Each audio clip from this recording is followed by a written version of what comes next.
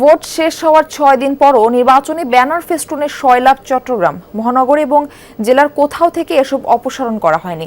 বিধিনিষেধ না মেনে অনেক প্রার্থী ব্যানার ফেস্টুন পোস্টার লাগিয়েছেন, নিজ উদ্যোগে সরানোর কথা থাকলেও তা সরাননি।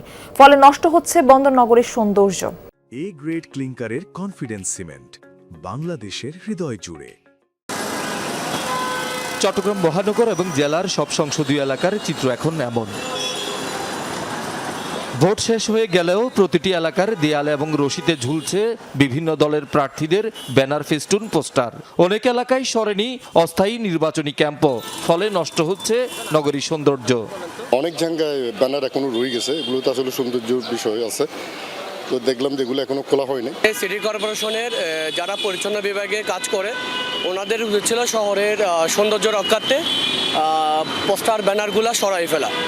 আর যেসব প্রার্থীদের আছে ওনারা যদি নিজ দায়িত্বে এগুলো সরাই ফেলে তাহলে আমরা বুঝে নিব হচ্ছে ওনারা দেশের সৌন্দর্য বর্ধনের কাজ করবে, যেগুলো হচ্ছে সৌন্দর্য বৃদ্ধিতে কাজ করবে। নির্বাচনের সময় পোস্টারের যে ছেয়ে যাওয়া সেটা ছিল না, কিন্তু যেখানে আমাদের এখন ফেস্টুনগুলো লাগাইছি, ব্যানার লাগিয়েছে, সেই ব্যানারগুলো ভোট শেষ হয়েছে 12 তারিখ, কিন্তু আমি দেখেছি ফেসবুকে অনেক জায়গায় শুরু হয়েছে, বাট চট্টগ্রামে কিন্তু এটা বিন্দু পরিমাণও আমি দেখিনি। এটা প্রতিটি দলেরই আমি দেখেছি ব্যানারগুলো এখনো ঝুলছে। বিধিনিষেধ উপেক্ষা করে লাগানো ব্যানার ফেস্টুন পোস্টার নিয়ে নির্বাচন কমিশনের তদারকি নেই, প্রার্থীরাও নির্বিকার। ব্যানারগুলো যে অপারেশন করা দরকার, এই শহরটা যে তাদেরও শহর এবং শহরবাসীর প্রতি তাদেরকে দায়বদ্ধ হচ্ছে, এটা অনেক সময় তারা ভুলে যান। সো আমার মনে হয় এটা প্রত্যেক দলেরই এই দায়িত্বটা নেওয়া উচিত, বিশেষ করে নেতাদের, তাদের কর্মীদেরকে লাগানোর কাজে যেমন তারা ছিলেন, অপসারণের কাজেও যেন তারা ঠিক একইভাবে শহরকে ওন করে এই কাজগুলো করে। অপসারণে দ্রুত ব্যবস্থা গ্রহণের কথা জানান সিটি কর্পোরেশনের মেয়র।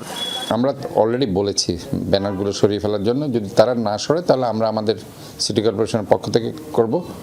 তবে এখানে একটা সংস্থা আমাদের সাথে দেখা করেছে, তারা ব্যানারগুলোর মাধ্যমে কিছু কাপড়ের ব্যাগ তারা করতে চাচ্ছে, যেগুলো তারা হয়তো বা বিভিন্নভাবে ইউজ করতে চায়।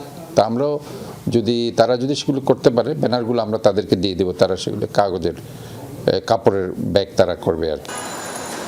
শহীদুল সুমন, যমুনা নিউজ, চট্টগ্রাম।